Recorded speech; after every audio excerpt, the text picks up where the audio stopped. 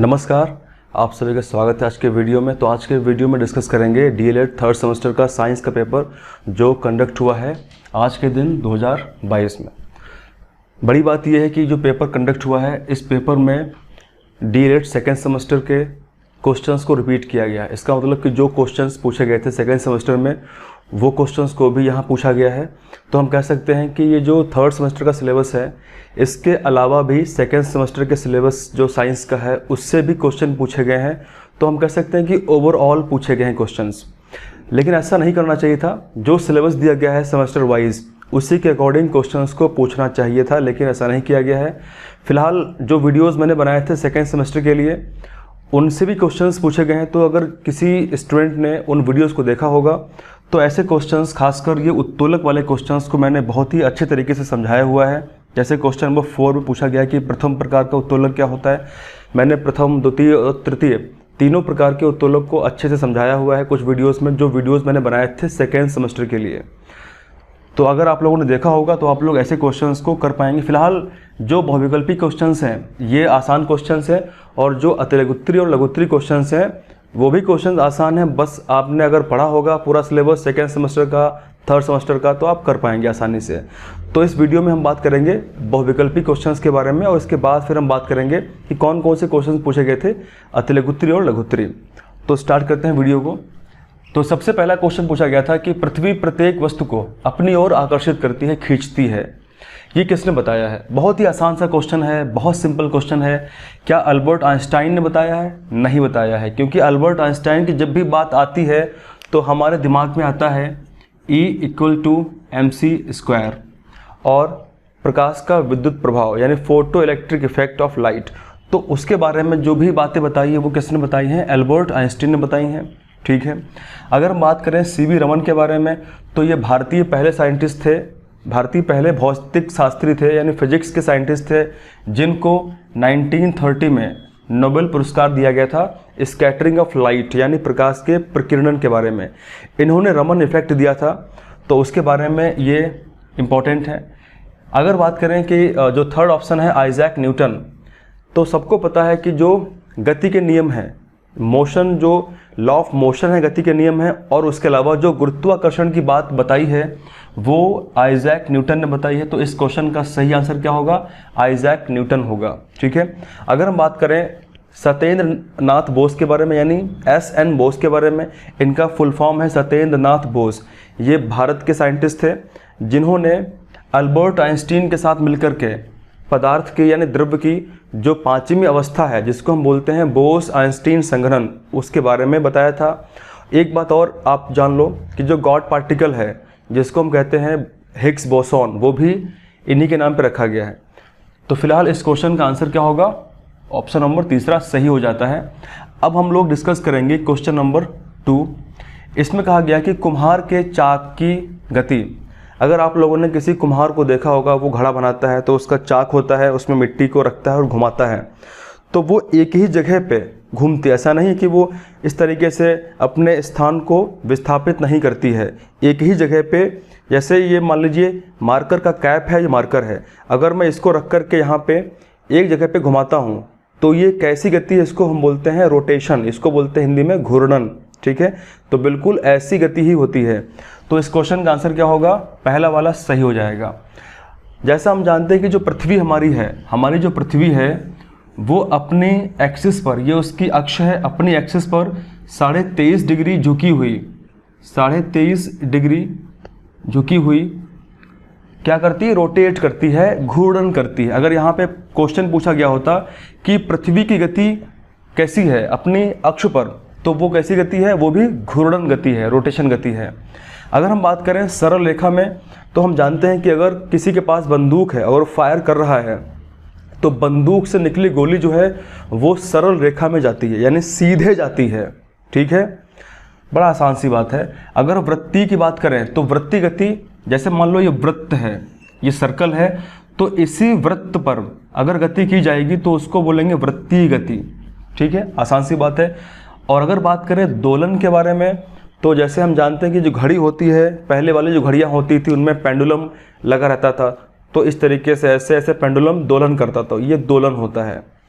तो फिलहाल इस क्वेश्चन का आंसर क्या होगा, विकल्प पहला सही हो जाएगा। काफ़ी आसान सा क्वेश्चन है ये। अब बात करते हैं क्वेश्चन नंबर 3। इसमें कहा गया है कि सामान्यतया जो पेड़ होते हैं, वृक्ष होते हैं, उनकी लंबाई होती है। ये थोड़ा सा क्वेश्चन मुसीबत उत्पन्न कर सकता है, क्योंकि आमतौर पे ऐसे क्वेश्चंस देखने को नहीं मिलते हैं किसी किताब के अंदर। ये बहुत ही एक सामान्य सा प्रश्न है। क्या जो वृक्ष होंगे उनकी लंबाई 0.5 सेंटीमीटर से 1 मीटर तक होगी? तो बहुत छोटे, वृक्ष का मतलब बड़े होते हैं, छोटे तो पौधे होते हैं, जो हर्ब और श्रब होते हैं, झाड़ियाँ होती हैं, और जो पौधे होते हैं वो छोटे होते हैं, वृक्ष तो बड़े होते हैं। तो ये विकल्प नहीं होगा। फिर 1 मीटर से 3 मीटर, ये भी नहीं हो सकता है। 3 मीटर से 30 मीटर, इसकी संभावना हो सकती है, लेकिन चौथे वाले को पढ़ते हैं 30 मीटर से अधिक। तो आमतौर पर जो वृक्ष होते हैं उनकी जो लंबाई होती है वो 30 मीटर से अधिक हो सकती है, क्योंकि कई वृक्ष ऐसे होते हैं जो 90 मीटर 100 मीटर के भी हो सकते हैं। जैसे सिकोया एक प्लांट है, एक ट्री है, सिकोया जो ट्री है, वृक्ष है, उसकी लंबाई 100 मीटर के आसपास होती है। ठीक है, तो ऐसे कई वृक्ष हैं। तो आमतौर पर अगर हम देखें जो वृक्ष की लंबाई होती है वो 30 से अधिक हो सकती है। तो ऑप्शन नंबर जो चौथा है ज़्यादा सुटेबल है, ज़्यादा सटीक बैठ रहा है। क्वेश्चन नंबर 4 की बात करते हैं। इसमें कहा गया कि प्रथम प्रकार के उत्तोलक का उदाहरण क्या है। मैंने सेकेंड सेमेस्टर के वीडियो में पूरा डिस्क्राइब किया हुआ है, और मैं एक काम करूंगा कि इस वीडियो के बाद जैसे ये 5 क्वेश्चंस खत्म होंगे, उसके बाद मैंने जो वीडियो बनाया था सेकेंड सेमेस्टर के लिए उत्तोलक वाला, मैं उसको इसी के आगे अटैच कर दूंगा, लगा दूंगा। तो आप लोग ज़रूर उसको देखें और समझें कि उत्तोलक क्या है। हो सकता है कि आने वाले परीक्षा में ये मिश्रित टाइप के क्वेश्चंस पूछ लें जो सेकेंड, थर्ड, फोर्थ सेमेस्टर के होंगे। तो ये ज़रूरी हो जाता है कि आप लोग सारे वीडियोस को देखें जो सेकेंड सेमेस्टर के हों या फिर थर्ड या फोर्थ सेमेस्टर के साइंस के हों। और चैनल पे आपको थर्ड सेमेस्टर की पूरी प्लेलिस्ट पड़ी हुई है, और आपके आने वाले एग्जाम जो फोर्थ सेमेस्टर का है उसका पूरा साइंस का सिलेबस मैंने पूरा अच्छे से कंप्लीट किया। अगर आप वो वीडियोज़ देख लेते हैं तो आपके क्वेश्चन गलत नहीं होंगे। और भी कई वीडियोज़ मैं बनाने वाला हूँ साइंस के, तो आपका पूरा सिलेबस कंप्लीट हो जाएगा। उसके बाद फिर मैथ के वीडियोस भी अपलोड किए जाएंगे। तो यहाँ पे जो इसका आंसर है, प्रथम प्रकार का जो उत्तोलक होता है, इन विकल्पों में जो सही विकल्प है वो हैंड पंप है। ठीक है, क्या है? हैंड पंप है। तो आप लोग उस वीडियो को जरूर देखिएगा, मैं इसी के बाद उसको अटैच कर दूंगा। अगर बात करें 5वें प्रश्न के बारे में, तो अवशेषी अंग क्या होते हैं? देखिए, इसको इंग्लिश में कहते हैं वेस्टिजियल ऑर्गन। वे ऑर्गन्स जो बॉडी में पहले, जब मनुष्य जंगलों में, वनों में रहा करता था, तो उस समय वो इस्तेमाल में आते थे, लेकिन अभी इस्तेमाल में नहीं आते हैं। तो ऐसे अंग को हम कहते हैं वेस्टिजियल या फिर अवशेषी अंग, जो अब बेकार के हैं, यूजलेस हैं, अनावश्यक हैं। ठीक है, जैसे कौन कौन से अनावश्यक? जैसे ईयर पिन्ना, ये जो आपको दिख रहा है कर्णपल्लव, ये बाल, उसके अलावा हमारी जो बड़ी आंत है, जैसे यहाँ पे अगर मैं आपको बताऊँ, जो हमारी बड़ी आंत है वो भी, उसमें अपेंडिक्स लगा हुआ है, वो भी वेस्टिजियल है, अवशेषी है। ठीक है, जैसे मान लेते हैं ये हमारी बड़ी आंत है, तो बड़ी आंत में जो ये पार्ट आपको दिख रहा है, ये वाला पार्ट, इसको कहते हैं अपेंडिक्स। ये भी कैसा है? अवशेषी अंग है। तो ऐसे कई हमारे बॉडी में अवशेषी अंग है जिनका इस्तेमाल अब नहीं होता है। तो यहाँ पे क्या बोला गया कि अवशेषी अंग होते हैं, अति आवश्यक बिल्कुल नहीं, आवश्यक बिल्कुल नहीं, अनावश्यक होते हैं, यूजलेस होते हैं। तो इस तरीके से हम लोगों ने इन क्वेश्चंस को देख लिया है। तो आई होप कि आप लोगों के क्वेश्चंस ये 5 सही हुए होंगे, और मिलेंगे अगले वीडियो में, बात करेंगे नेक्स्ट वीडियो में और कुछ और इम्पोर्टेंट टॉपिक्स को देखेंगे।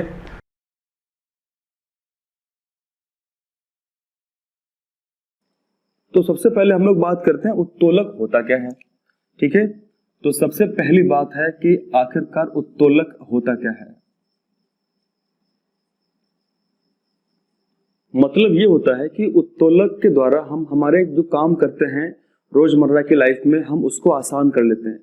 सपोज जैसे हमारे घर में जो नींबू होता है, अगर हम नींबू का रस निकालेंगे निचोड़ करके हाथ से, तो उसमें अधिक ताकत लगानी पड़ेगी और प्लस पूरा रस नहीं निकल पाएगा। तो हम क्या करेंगे? उत्तोलक की मदद लेंगे, यानी हम सरल मशीन की मदद लेंगे। हम नींबू को उसमें रखेंगे और फिर एक तरफ पकड़ के उसको दबाएंगे। जब दबाएंगे तो नींबू के ऊपर अधिक दबाव लगेगा और पूरा का पूरा जूस निकल आएगा। तो हमने क्या किया?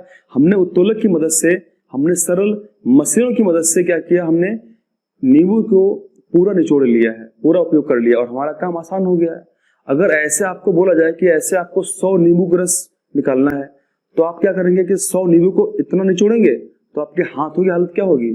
आपके हाथों की हालत बहुत खराब हो जाएगी, क्योंकि 100 नींबू निचोड़ने से आपके हाथ थक जाएंगे। और यही काम अगर आप मशीन में रख के उसको करेंगे तो 100 नहीं आप 200 नींबू निचोड़ लेंगे, आपको कोई टेंशन नहीं होगी।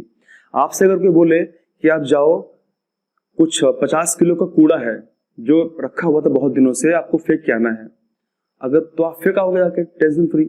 अगर वही कूड़ा रखा हुआ है 2 क्विंटल या 5 क्विंटल आपको फेंकना है तो क्या करोगे आप? सिंपल मशीन की हेल्प लोगे, आप इन उत्तोलक की सहायता लोगे। कैसे?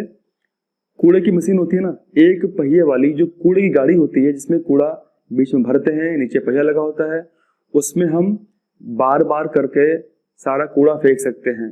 तो ऐसे हम क्या करते हैं, हमारे जीवन को हम आसान बनाते हैं इन मशीनों का उपयोग करके। ठीक है, चाहे वो कूड़े की गाड़ी हो या फिर कैंची हो या फिर वो सरौता हो या फिर वो हैंडपंप हो या कुछ भी हो, मशीनें जो हम यूज करते हैं, हमारे जीवन को आसान करने में इनका बड़ा योगदान रहता है।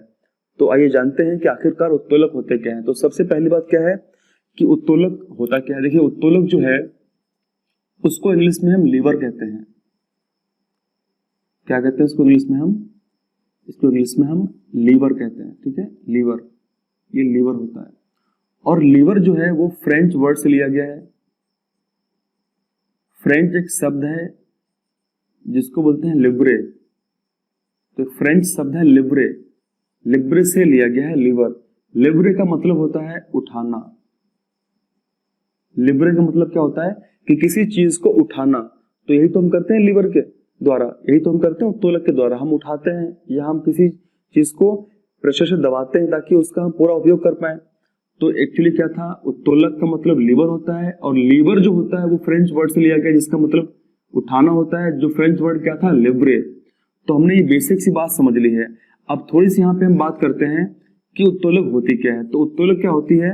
उत्तोलक कोई भी सीधी या तिरछी या टेढ़ी छड़ हो सकती है। जो उत्तोलक क्या है, एक सीधी या टेढ़ी छड़ हो सकती है जो स्वतंत्रता पूर्वक एक निश्चित बिंदु पर चारों ओर घूम सकती है। मैंने क्या बोला? उत्तोलक क्या है? उत्तोलक पहली बात तो सरल मशीनें होती हैं। दूसरी बात क्या है कि उत्तोलक सीधी या टेढ़ी छड़ हो सकती है जो एक निश्चित बिंदु पर स्वतंत्रता पूर्वक घूम सकती है।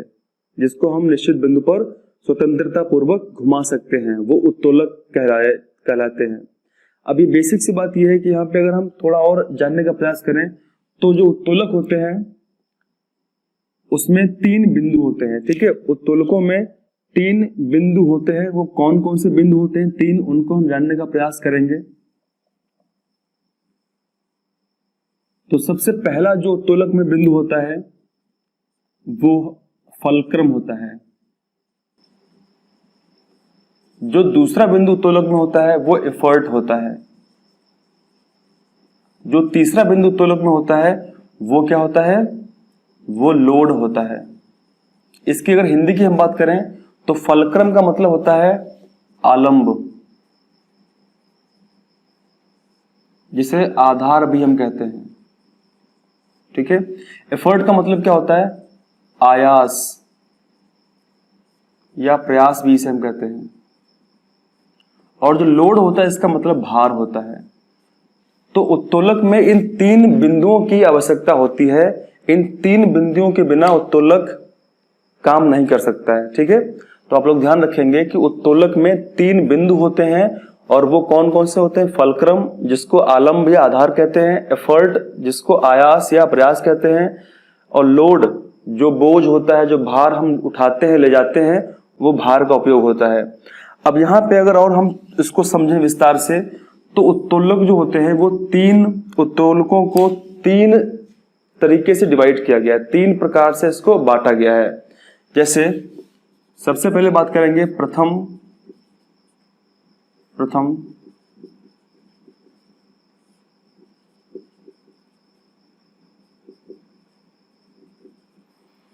तो सबसे पहला हमारा है प्रथम श्रेणी के उत्तोलक। ठीक है, ये प्रथम उत्तोलक होते हैं, प्रथम श्रेणी के उत्तोलक होते हैं। उसके बाद फिर आपसे पूछेगा द्वितीय,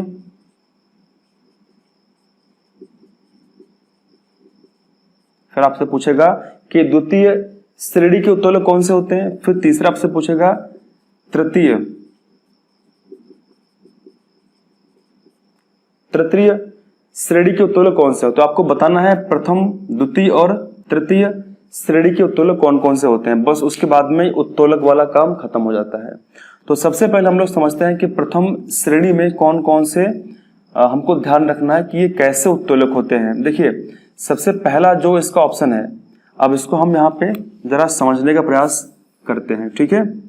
तो सबसे पहले हम समझने का प्रयास करते हैं प्रथम श्रेणी का उत्तोलक नंबर 1।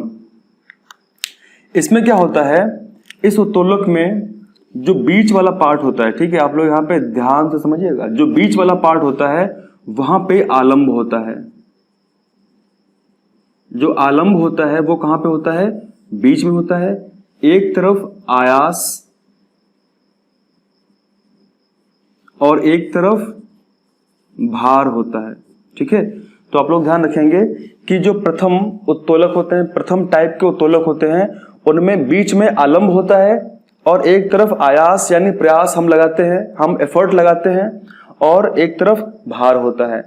अच्छा, थोड़ी सी अगर बात करें फल्क्रम, एफर्ट और लोड का मतलब क्या होता है, ताकि आपको समझ में आए कि एक्चुअली होता क्या है। देखिए होता यह है कि जो आलंब होता है, आलंब का मतलब आधार होता है, यानी एक ऐसे निश्चित बिंदु, यहां पे देखते हैं, एक ऐसा निश्चित बिंदु जिसके चारों ओर स्वतंत्रता पूर्वक कोई भी उत्तोलक की छड़ घूम सकती है।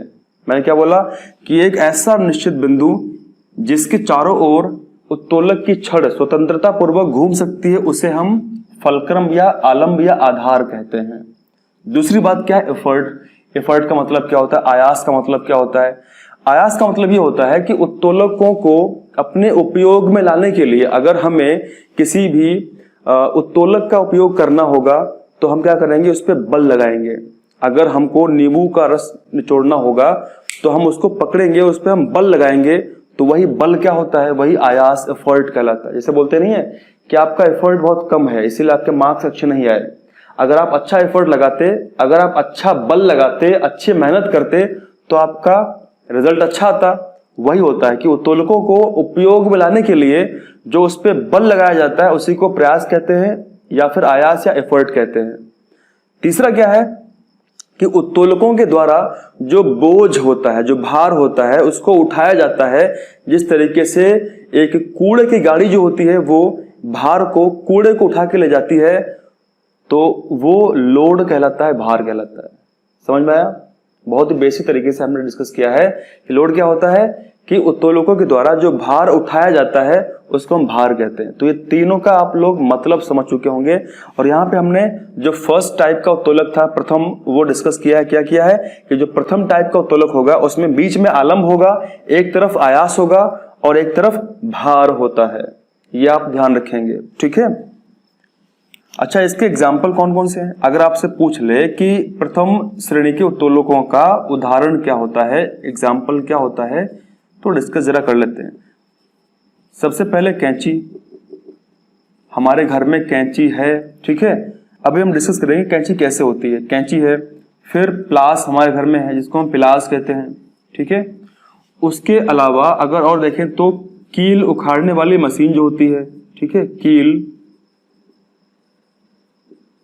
उखाड़ने वाली, ठीक है, या उखाड़ने की लिखते हैं ना, कील उखाड़ने की मशीन, ठीक है। उसके अलावा हैंड पंप, ठीक है। उसके अलावा अगर और समझें तो साइकिल, साइकिल की ब्रेक। ये सारे एग्जाम्पल किसके हैं? ये सारे एग्जाम्पल हैं प्रथम श्रेणी के उत्तोलक के। कैसे? अब जरा आप ये बताओ कि जो कैंची होती है, कैंची कुछ इस तरीके से होती है, इस तरीके से। बीच में, बीच वाला जो भाग इसका होता है उसमें क्या होता है, बीच वाले भाग में आधार होता है, एक ऐसा पॉइंट होता है, ऐसा निश्चित बिंदु होता है जिसके चारों ओर हम उसको घुमा सकते हैं, तो वो आलंब होता है बीच में। और एक तरफ से हम उसको पकड़ते हैं, ऐसे हम उस पर बल लगाते हैं, मतलब एक तरफ आयास होता है और एक तरफ कपड़ा रख के काटते हैं, इसका मतलब कि भार होता है, ठीक है। उसी प्रकार प्लास होता है, उसी प्रकार कील उखाड़ने की मशीन होती है, उसी प्रकार हैंड पंप होता है। जब हम हैंड पंप चलाते हैं तो हम एक तरफ क्या करते हैं, हम बल लगाते हैं, आयास लगाते हैं, ठीक है। और बीच में क्या होता है, बीच में जहां पे चूड़ी होती है, जहां पे एक बोल्ट फंसा होता है, वो आलंब होता है। और फिर जो नीचे से हम उठता है पानी ऊपर पंप होता है, वो भार उठता है। तो इस तरीके से हम ये समझ सकते हो। आप लोग ध्यान रखेंगे कि कैंची, प्लास, कील उखाड़ने की मशीन, हैंड पंप, साइकिल की ब्रेक, ये सब किसके एग्जाम्पल हैं, ये सब प्रथम श्रेणी के एग्जाम्पल हैं। ये हम चीज समझ चुके हैं। अब यहाँ पे हम लोग डिस्कस करने वाले हैं कि द्वितीय जो श्रेणी है उसके कौन कौन से एग्जाम्पल हैं और वो एक्चुअली होता क्या है। तो यहाँ पे डिस्कस करते हैं कि जो सेकेंड वाला है द्वितीय श्रेणी वो क्या है। तो नंबर 2 हम लोग बात करने वाले हैं द्वितीय श्रेणी। सबसे पहले हमने फर्स्ट वाला डिस्कस कर लिया, द्वितीय की बात करते हैं। देखिए जो द्वितीय श्रेणी होता है उसमें क्या होता है, उसमें आप लोग ध्यान रखेंगे कि जो बीच वाला पार्ट होता है, ठीक है, द्वितीय श्रेणी में क्या होता है, जो बीच वाला पार्ट होता है उस बीच वाले पार्ट में भार होता है, ठीक है, बीच वाले पार्ट में भार होता है। और एक तरफ क्या होता है, आयास होता है, एफर्ट होता है। और एक तरफ क्या होता है,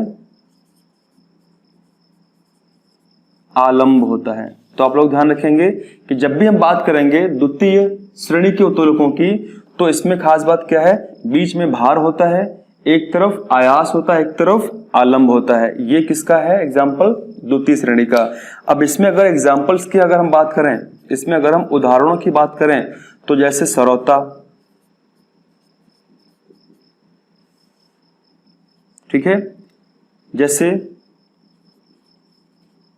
एक पहिए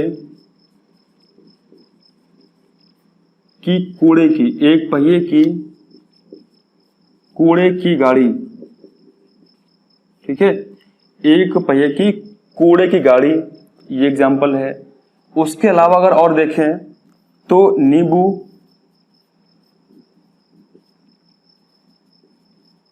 निचोड़ने की मशीन, ये सब क्या है, ये सब एग्जाम्पल हैं द्वितीय श्रेणी के उत्तोलकों के। अब देखिए यहाँ पे एग्जाम्पल जरा समझते हैं। मान लेते हैं कि हमारे पास में सरौता है, ठीक है। बचपन में हमारे घर में जो बुजुर्ग हुआ करते थे वो हम देखते थे, जब छोटे थे क्या देखते थे कि उनके पास में एक सुपारी काटने का औजार होता था जिसको हम बोलते थे सरौता। करते क्या थे, वो बीच में रखते थे सुपारी को, ठीक है। तो बीच में क्या रखा गया, भार। एक तरफ पकड़ते थे उसको, वो है आयास, और फिर जो बिल्कुल साइड में वो आलंब हुआ करता था, ठीक है। तो एक तरफ आलंब था, एक तरफ आयास था, बीच में सुपारी थी, भार था, और वो उसको सुपारी को फोड़ते थे। उसी प्रकार नींबू की मशीन कैसे होगी, बीच में हम नींबू को रखते हैं, एक तरफ हम बल लगाते हैं वो आयास है, और एक तरफ जो ज्वाइंट रहता है वो आलंब होता है, ठीक है। तो इस तरीके से हम यहाँ पे डिस्कस कर सकते हैं बहुत ही आसानी से। अब जरा हम इस क्वेश्चन को पढ़ते हैं। क्या लिखा है कि वह उत्तोलक जिसमें आलंब एवं आयास के मध्य भार होता है। इसका मतलब कि भार बीच में होता है, एक तरफ आलंब और एक तरफ आयास है। तो आपको बताना है कि वो कौन सा इसका ऑप्शन सही है। अब जरा ये बताइए कि सही क्या होगा। क्या चाकू सही होगा? नहीं होगा। क्या फावड़ा सही होगा? नहीं होगा। क्या हैंड पंप सही होगा? तो हैंड पंप सही नहीं हो, क्योंकि हैंड पंप क्या है, हैंड पंप प्रथम श्रेणी का उत्तोलक है, ठीक है। ये भी गलत होगा। बचा क्या है, ट्रॉली। बचा है ट्रॉली। जो ट्रॉली होती है उसमें क्या होता है कि बीच में भार होता है, एक तरफ आयास लगता है और एक तरफ आलंब होता है। तो इसका आंसर है ट्रॉली, ठीक है। अब जो बचा हुआ है तीसरा वाला, उसको हम देख लेते हैं। जो तीसरा वाला था तो हम उसको यहाँ पे इसको मिटा के समझ लेते हैं कि लास्ट वाला उत्तोलक क्या है, ठीक है। तो आप लोग ध्यान रखेंगे कि जो तीसरा वाला है तृतीय श्रेणी का उत्तोलक, उसमें क्या होता है, उसमें जो बीच होता है, ठीक है, बीच वाला पार्ट, उस बीच वाले पार्ट में आयास लगता है, ठीक है। और एक तरफ क्या लगता है, उसमें भार लगता है, और एक तरफ क्या होता है, आलंब होता है। तो जो तीसरा वाला एग्जाम्पल है, तीसरा वाला जो इसका उदाहरण है वो क्या है, तीसरे वाले में बीच में आयास होता है, एक तरफ भार होता है, एक तरफ आलंब होता है। अब जरा इसको हम समझते हैं एग्जाम्पल के साथ, तो आपको समझ में बेहतर तरीके से आएगा। जैसे सपोज एग्जाम्पल है चिमटा, ठीक है, चिमटा। मान लो कि कुछ इस तरीके से ये चिमटा है, ठीक है। तो हम करते क्या है, हम चिमटे को कुछ ऐसे पकड़ते हैं, तो बीच में हमने क्या किया, हमने इसको पकड़ा हाथ से, तो बीच में क्या लगा, आयास लगा, मतलब बीच में बल लगाया गया है, पकड़ने के लिए फोर्स लगाया गया है, बल लगाया गया। यहां पे हमने रोटी को पकड़ा, मान लेते हैं रोटी को पकड़ लिया, रोटी क्या है, वो भार है, और जहां से ये हम पकड़े, जहां से वो मूवमेंट कर रहा है, वो क्या है, वो आलंब है, ठीक है। तो हम इस तरीके से समझ सकते हैं आसानी से कि चिमटा किसका एग्जाम्पल है, ये तृतीय श्रेणी के उत्तोलकों का एग्जाम्पल है। तो हमने इस तरीके से आसानी से सभी एग्जाम्पल्स को समझ लिया है। तो इस तरीके से हम लोगों ने पूरे कंप्लीट क्वेश्चंस को डिस्कस कर लिया है और 5 क्वेश्चन डिस्कस किए हैं। मैं कोशिश करूंगा कि 1-2 मॉडल पेपर आपको प्रोवाइड करा दूं मैं सेकेंड सेमेस्टर के साइंस के, ताकि आपकी तैयारी बेहतर हो जाए, आपकी प्रैक्टिस अच्छी हो जाए, ठीक है। बाकी 4th सेमेस्टर के मैं कुछ मॉडल पेपर बना रहा हूं और एक मैंने अपलोड भी कर दिया है। तो बाकी सेकेंड सेमेस्टर के भी मैं कुछ कोशिश करूंगा कि मैं मॉडल पेपर साइंस के अपलोड कर दूं, ताकि आपकी बेहतर तैयारी हो जाए और आपके अच्छे मार्क्स आएँ, ठीक है। तो अगले वीडियो में हम बात करेंगे कुछ नेक्स्ट टॉपिक के बारे में, और हो सकता है कि हम डिस्कस करें एक मॉडल पेपर साइंस का। और बाकी ऑल द बेस्ट, आपका पेपर बढ़िया होगा, मेहनत करते रहिए। थैंक यू, जय हिंद, जय भारत।